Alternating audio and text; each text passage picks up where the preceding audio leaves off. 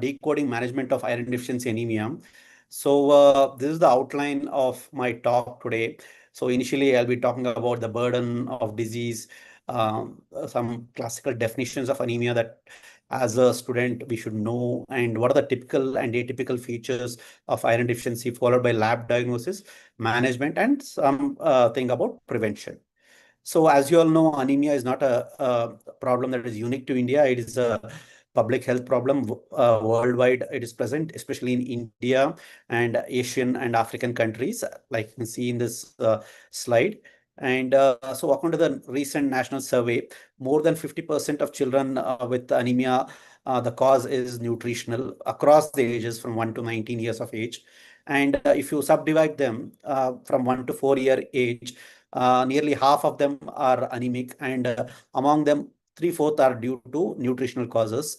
And when you go to the next section of 5 to 9 years, about nearly 25% of them are anemic, and nearly half of them are again due to nutritional causes.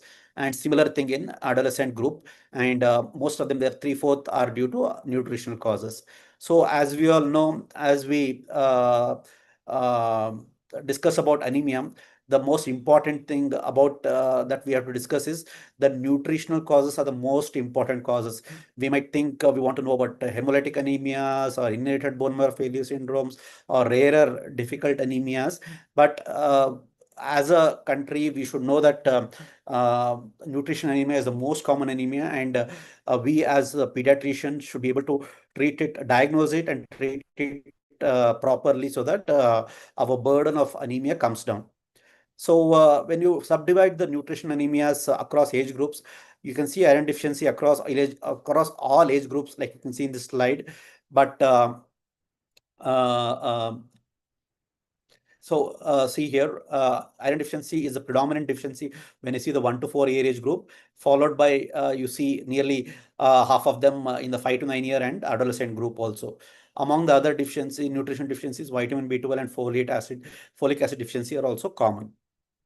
So when you take the recent health surveys to see how we are doing as a nation, so the compared to the National Family Health Survey 4, wherein the prevalence of anemia was 58.6% across states, we have not fared better, and now we are at a position of 67.1% across states. So it is not a fair thing, and recently the NFHS 6 also more or less says the same story. So to counteract this anemia problem, we have come across various national programs across various years. So in 1970, National Nutritional Anemia Prophylaxis Program was the first program to be launched. Thereafter, Anemia Control Program or Nutrition Policy, or a national plan of action of nutrition, so on. And till recently, the most recent one is the Anemia Mukt Bharat program, which I can say has done really well, and it has been able to make real big strides in controlling the problem of anemia. So now let's dive deep into the topic today, that is about the anemia. So to understand anemia, we should know where it originates from. So in our body, so if you compare our own body weight, blood forms only about 8%, and in that nearly half of them is the formed elements like blood cells, and the other half is the plasma. And for among the formed elements, 99% is erythrocytes, that is our red blood cells. So how does this red blood cells are formed? Again, in our bone marrow, there is a hematopoietic stem cell, from which there is a multipotent stem cell comes in, and myeloid progenitor series gives to erythroid series, gives to various red blood cells.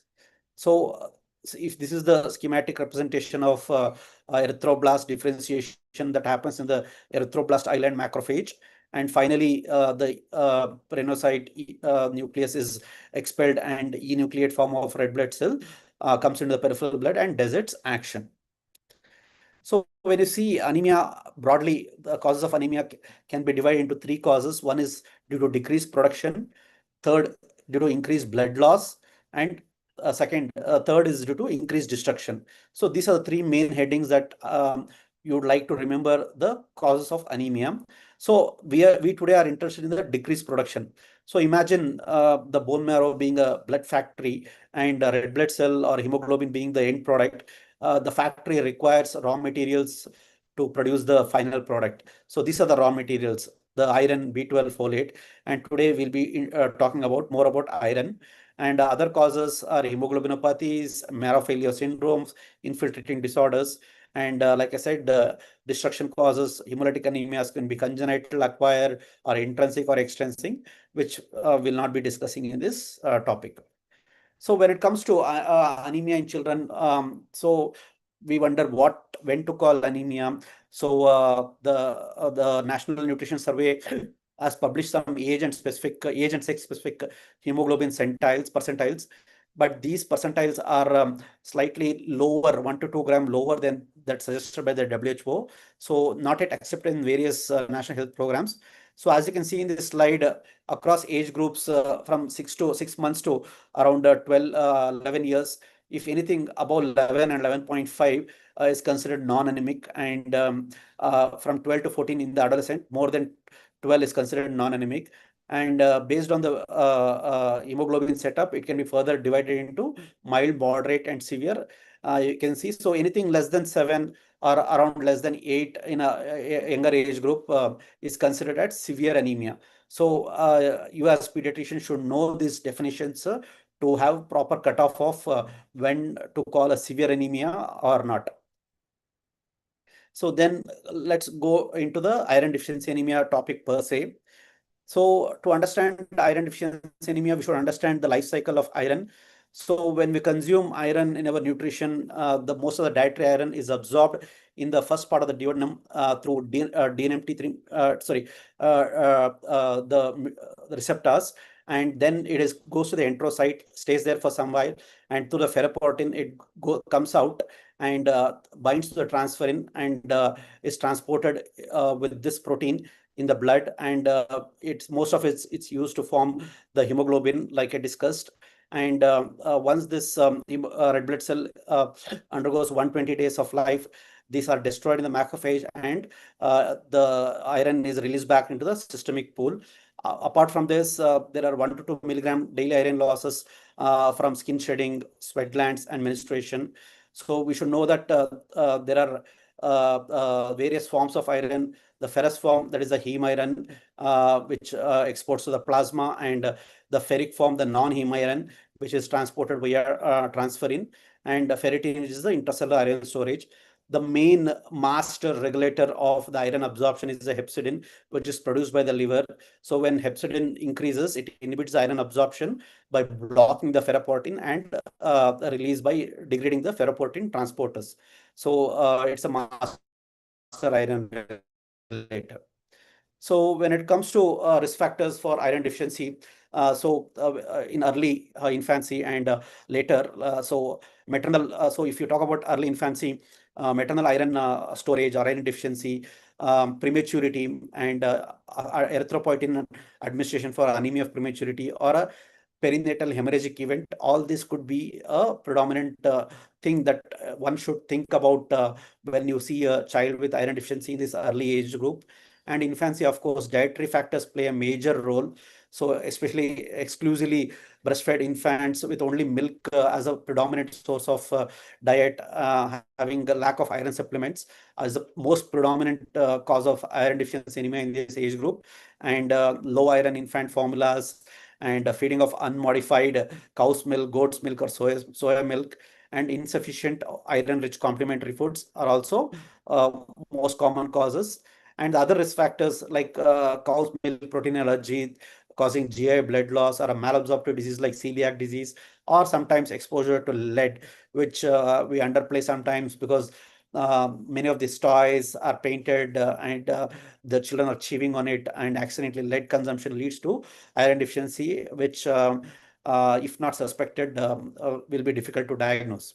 So again, after 1 year till 12 years, dietary factors do play a role, but of course, GI blood loss, inflammatory bowel disease, chronic gastritis, malabsorptive diseases, obesity, exposure to lead, all these also play a important role. So when it comes to clinical manifestation of iron deficiency, most of the children with anemia, they're diagnosed with anemia in the setting of acute illness, wherein they notice severe pallor and fatigue, and much less frequently, infants with severe anemia who present with lethargy, pallor, irritability, cardiomegaly, poor feeding, and tachypnea. Pica is the most important or a unique feature of iron deficiency anemia. It is nothing but intense craving for non-food items. Various forms of pica has been associated with iron deficiency like clay, dirt, rocks, starch, chalk, soap, paper, cardboard, or raw rice. We have seen all these things in our clinical practice. Pagophagia or craving for rice is also particularly common and specific for iron deficient states.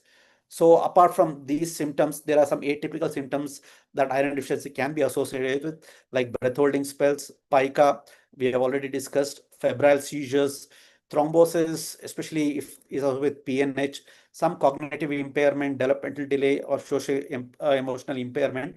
So all these things can be associated with iron deficiency anemia. One should think about these things in certain scenarios. So now we know the definition of anemia and about the iron metabolism and what are clinical features of iron deficiency. So when we suspect possibility of iron deficiency, what lab tests do we do and how do we arrive at the diagnosis of iron deficiency? Even though it seems very simple, I think attention to details is very important. So complete blood count is a must. So what does it say? It does not only give us the hemoglobin values, it gives us the RBC indices, and sometimes reticulocyte percentage is included.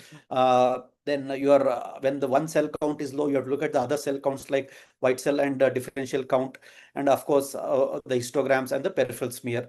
So peripheral smear is very important. Apart from peripheral smear, MCV interpretation is very important when you're diagnosing iron deficiency anemia or any anemia per se.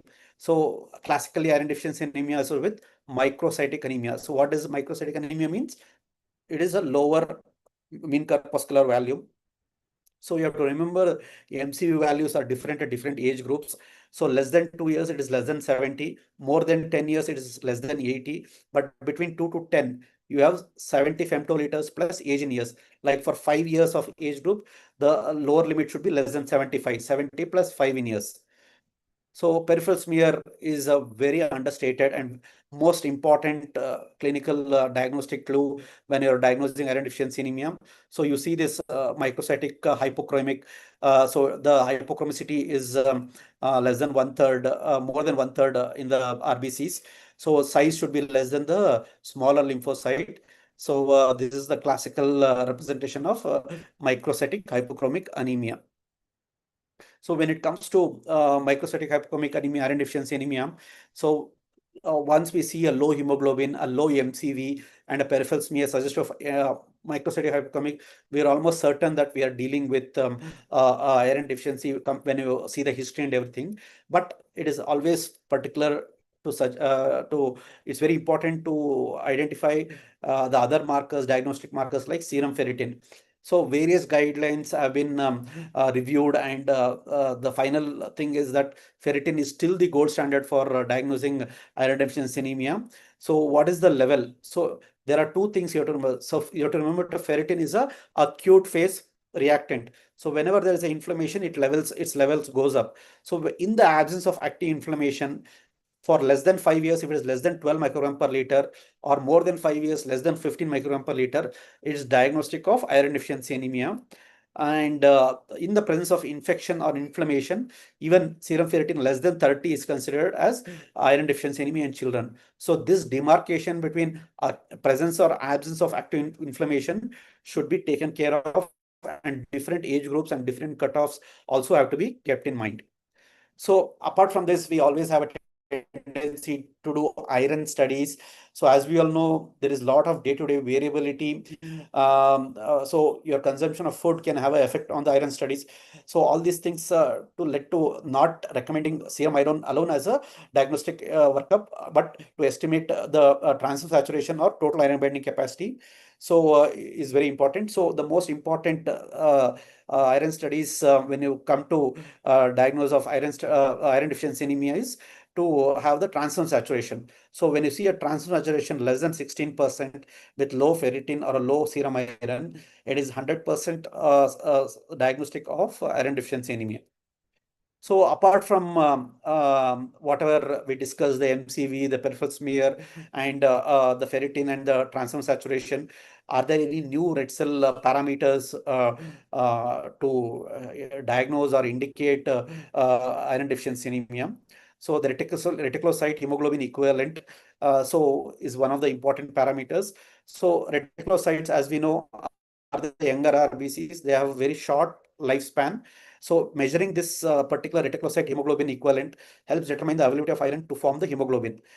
So it is not affected by inflammation, unlike ferritin. That's the important quality, and it is a reliable in diagnosing iron deficiency anemia also in patients who are and also evaluating the response to oral iron. So less than 29 picogram is diagnostic of early iron deficiency erythropoiesis prior to the onset of anemia. So it is one of the earliest indicators of iron deficiency anemia, and also earliest parameter to increase in response to iron treatment. These are the pros regarding this thing. The cons is it tends to be low even in thalassemia trait, so not a very important marker when it comes to differentiating between the thalassemia trait and iron deficiency. So next is the soluble transferrin receptors. So they are divided from actively, they're derived from actively dividing red blood cells. So it reflects active erythropoiesis. So anything more than 27.3 nanomole per liter indicates iron deficiency. So the most important differentiating factor between anemia of chronic disease and iron deficiency is the serum transferrin receptor slash serum transferrin receptor and log of ferritin ratio. If it is less than 1, it is more diagnostic of anemia of chronic disease. If it is more than 2, it is more diagnostic of iron deficiency anemia. So the cons with respect to STFR are it has poor sensitivity in early and intermediate iron deficiency. So not very used in early diagnosis, but more used in context of differentiating iron deficiency anemia from anemia of chronic disease. The percentage of hypochromic red blood cells. So I said hypochromicity is a very landmark feature of red blood cells. So red blood cells survive over 3 months. So it gives the iron status over 3 months. So in thalassemia trait versus iron deficiency also, it's important to diagnose these things. More than 5% indicator of iron deficiency anemia. So next is the free erythrocyte protoporphyrin level. So what is free erythrocyte protoporphyrin? It is the last defining stage in the hemosynthesis. So iron deficiency means this free erythrocyte protoporphyrin will increase. So anything more than 80 microgram per deciliter in more than 5 years, or more than 70 microgram per deciliter in less than 5 years, is diagnostic of iron deficiency. So in iron deficiency anemia, FAP levels will increase, and with treatment, it rapidly falls. The cons is it is also raised in thalassemia trait, not very useful to differentiate between them. So not recommended initially. I mean, it's not easily available also. So not routinely recommended for diagnosing iron deficiency anemia. Next, the final one is the bone marrow studies. So only in certain cases, I mean, when we do bone marrow studies for some to diagnose some difficult anemias or refractory anemia, we find we can check for the iron status in the bone marrow. It is an invasive test, not routinely recommended to diagnose iron deficiency anemia. The stain is used as a Pearl's brush staining. So to summarize, hello, can you hear me? Yes, Hello. sir. Continue. Yeah, okay. So to summarize Hello. the lab diagnosis of iron deficiency anemia. Yeah, can you hear me? Hello. Yes, sir. Yes, sir. Continue, sir. Hello. Okay, fine. Okay, fine. So this is the lab diagnosis to slide to summarize all the whatever I told you till now. The microcytosis and the serum ferritin, then the serum transferrin saturation, reticulocyte hemoglobin concentration, percentage of hypochromic cells, and the free erythrocyte protoporphyrin levels. So these are the tests that are recommended to diagnose iron nutrition anemia. But on a practical purpose, we usually see MCV, peripheral smear, serum ferritin most of the times. And if you're in doubt or equivocal with the ferritin, then you can do serum transferrin saturation. The other things are usually routinely not done. So recommendation in most clinical situation, it's a presumptive diagnosis based on the red blood cell indices and the peripheral smear. Response to iron therapy is very important for confirmation of diagnosis. Serum ferritin is the first test to diagnose. And in situations where ferritin is equivocal, then transferrin saturation may be used. And the hemoglobin reticular equivalent and percentage of hypochromic cells wherever available can be used in certain cases. So apart from this, we should understand that iron deficiency anemia has different phases or stages before it manifests itself. The one is the storage iron deficiency state, and then another is the iron limited erythropoiesis stage. So as you can see here, um, so in storage iron deficiency, only ferritin is decreased, the rest are normal. In iron limited erythropoiesis, only hemoglobin is normal, rest of the things are defective of iron deficiency anemia. So whenever the iron deficiency anemia presents itself, hemoglobin is also reduced with along with the other parameters. So as a pediatrician, you should know that apart from microcytic hypochromic anemia, there are many iron deficiency being the most common cause. The other causes are thalassemia and sometimes anemia of chronic disease, even though it is normocytic normochromic. Sometimes it can be microcytic also. Lead poisoning is a very important cause. Copper deficiency can present usually with more of macrocytic deficiency, macrocytic and B6 deficiency also. And sideroblastic anemia is also one of the important differentials for microcytic hypochromic anemia. So the most important thing that as a pediatrician you should remember is how to differentiate thalassemia minor from iron deficiency anemia. So in thalassemia minor, you should remember there is ineffective erythropoiesis. So the RBC count is generally high. But in iron deficiency, there is defective production. So RBC count will be low and less than 5 million usually.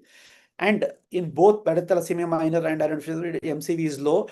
But classically in beta thalassemia minor, you see MCV less than 60, more sometimes in 50, 40 range. And iron deficiency is usually around 6 to 17. And red cell distribution width. So red cell distribution width is, it is a variation in size and shape. So in thalassemia minor, they're usually of uniform size. So that's why the red blood cell RDW is normal or either it's low. But in iron deficiency anemia, there is a lot of variation in size and shape. Anisopoikilocytosis will be there. And RDW is often high, more than 14%. And of course, the Menzel's index, which is the MCV by RBC, will be less than 13 in thalassemia minor and more than 13 in iron deficiency anemia. And of course, the most diagnostic is HbA2 levels, more than 3.5%.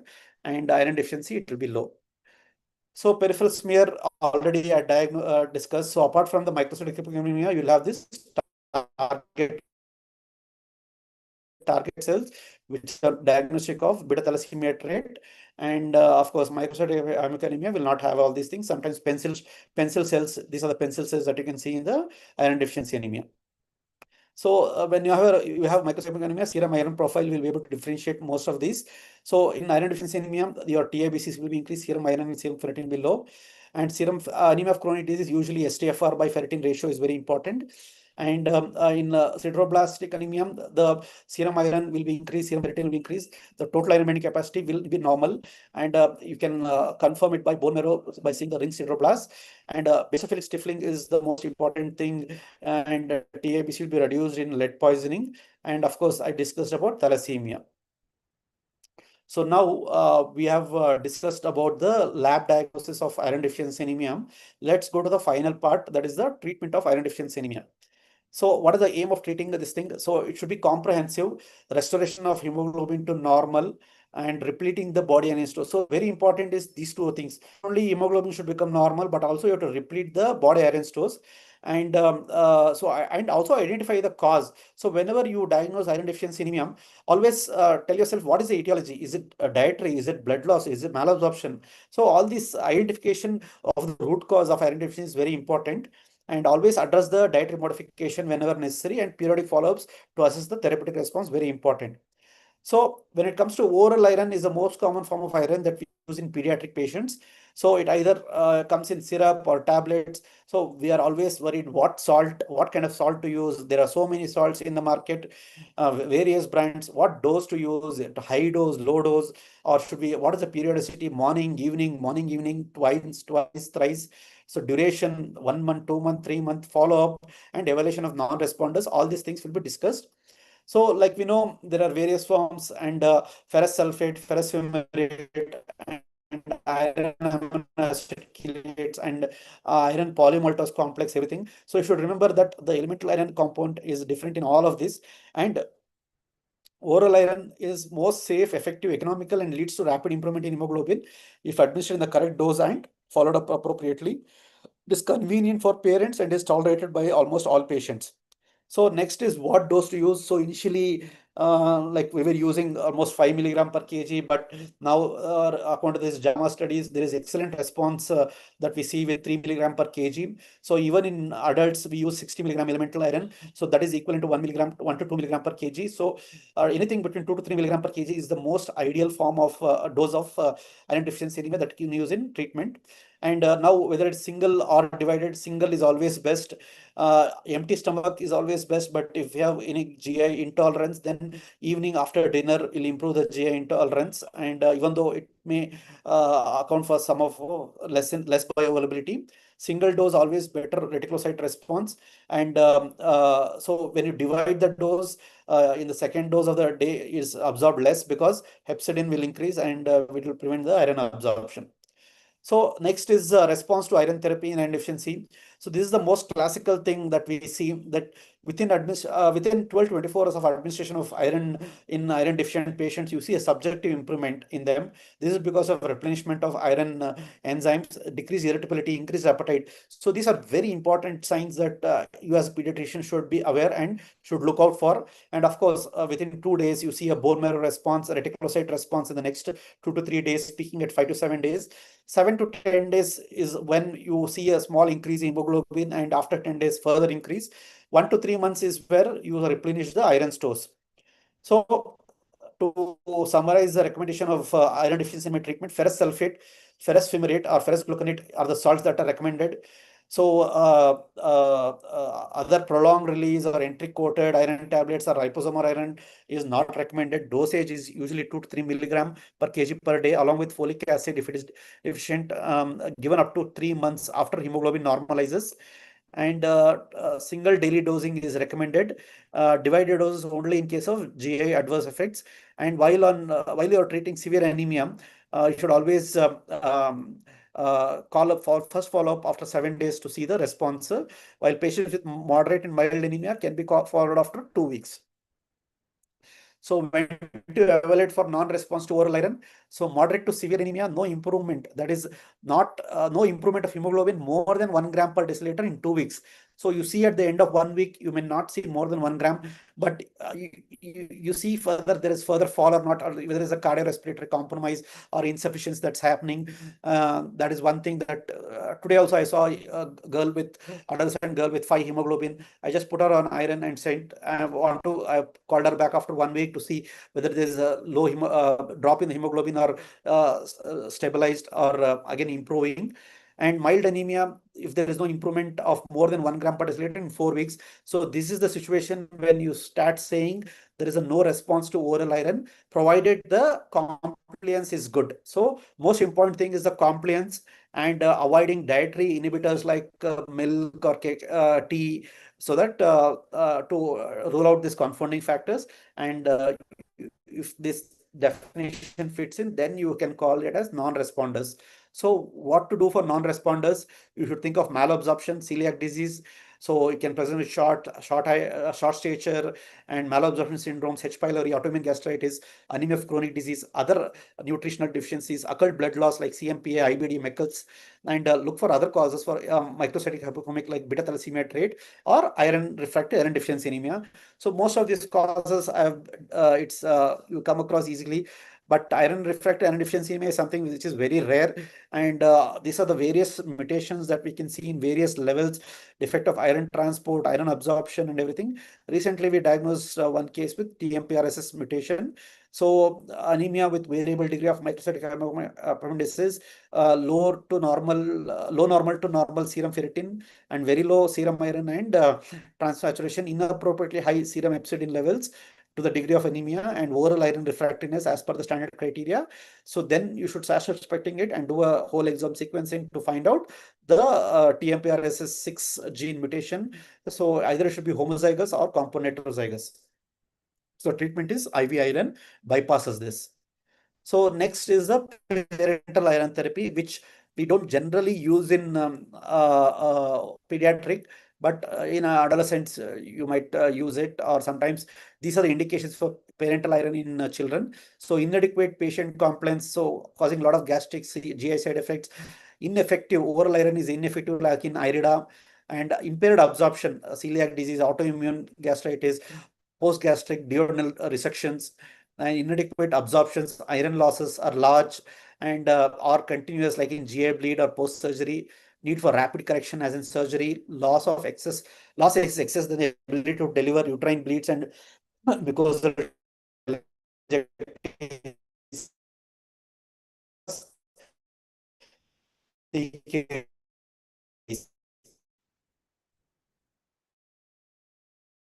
these some of the indications for parental iron. So IV iron, fast repletion syndromes, healthcare to provide it is, and anaphylaxis is also a risk. So these are the various forms of iron in vogue, like iron dextran, ferric gluconate, iron sucrose, which is commonly used till now, and recently ferric carboxymaltose and isomaltose are the ones which are introduced. So these are the first generation iron dextran with high molecular weight, low molecular weight, second generation ferric gluconate and iron sucrose, and third generation, this is the commonest iron IVN preparations that we use in adults, ferric carboxymaltose. And so first generation, they're very rarely used because of the allergic reactions due to anaphylaxis. Intramuscular injections are painful, stains the buttocks, and requires multiple injections.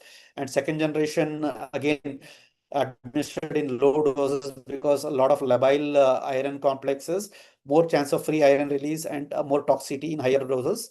Then the safer third generation preparations are ferric carboxymaltose, iron maltose, and fermoxetol, and they have unique, strong, complex structures. They have very low levels of labile or free iron, allowing large dose of iron can be given over a short time period. So selecting the ideal iron preparation, you should not have any risk of anaphylaxis. There should be only fewer doses. Ferric carboxymaltose fits in the bill with high amount of iron, single dose, low risk of hypersensitivity. So these are the various iron preparations, and the ideal iron preparation, like it should have more than 100 kilo daltons, and it should have high complex stability and long half-life.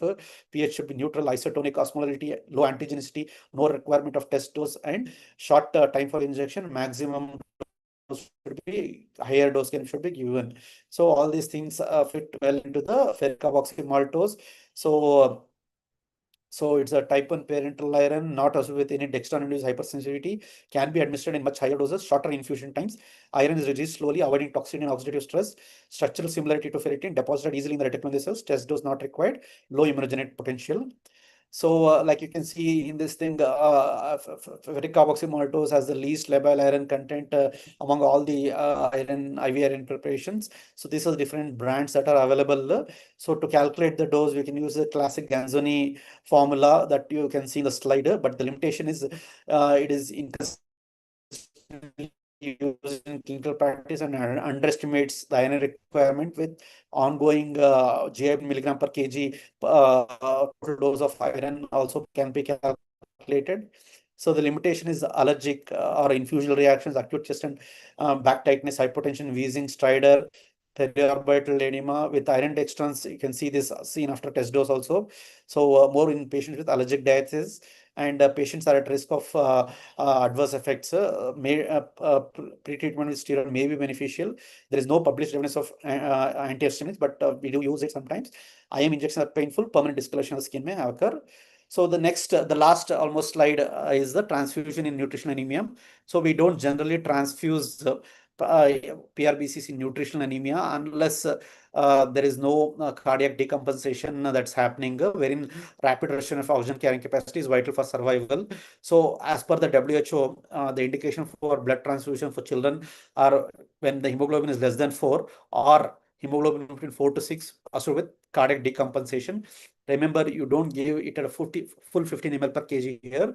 We give it a smaller record of 5 to 10 ml per kg or 4 hours with close cardiac monitoring with administration of furosemide. So all these things have to be kept in mind when you're transfusing nutritional anemia. So prevention of iron deficiency anemia. So iron supplements is recommended for preterm and low birth weight infants.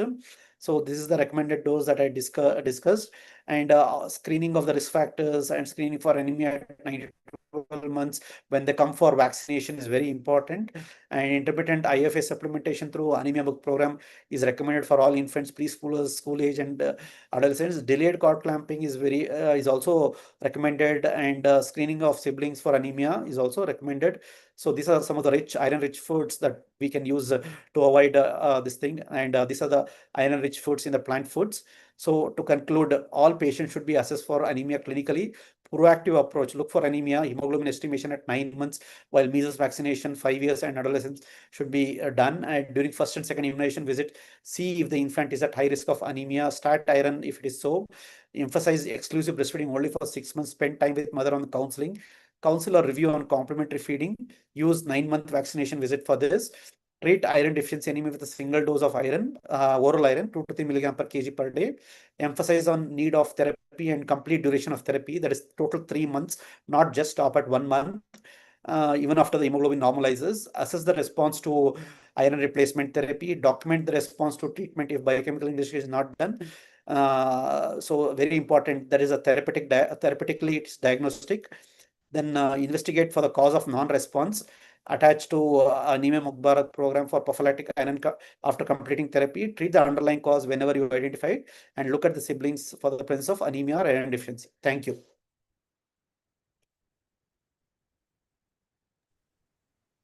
Thank you, sir. That was such a wonderful lecture, and you have covered almost all the parts, starting from like Thank absorption, then the clinical symptoms, and the latest treatment. So now we are open for the questions and answers. So, sir, we have one question. Which salt preparation is you. best for treatment? So, like I mentioned, there are various salts, ferrous sulfate, ferrous fumarate, ferrous gluconate is what our national guidelines recommend, and we should stick to it. But whatever, so sometimes they have GI side effects. Whatever iron form you are using, the elemental iron, that is important. So you have to see the elemental iron and give 2 to 3 milligram per kg elemental iron at least. But whenever you starting, stick to ferrous sulfate or ferrous fumarate or ferrous gluconate. Okay, yes, sir. Then, sir, we have another question. Why can't we use liposomal iron?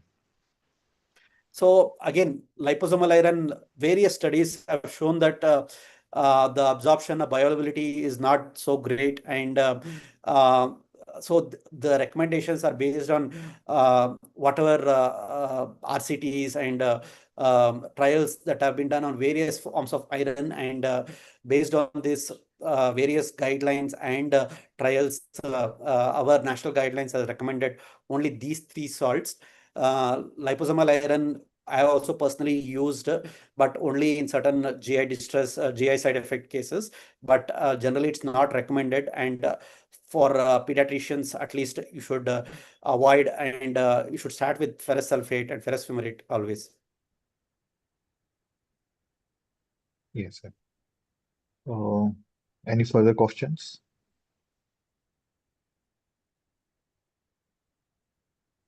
So that's it. We have just two questions. Uh, Oh, then shall we finish, sir? yeah, thank you. I think we are Yeah. good. Yeah. Okay. Thank Thank you, you, sir. Dr. Thank you for Sen. Thank you, Dr. Darshan. thank you. Thank you. Okay. Good night. Okay, Thank good you, Dr. night. Darshan. Thank you. Oh, Good yeah. night. Good Yeah. night. Thank you, sir. Good night. Good night. Thank you.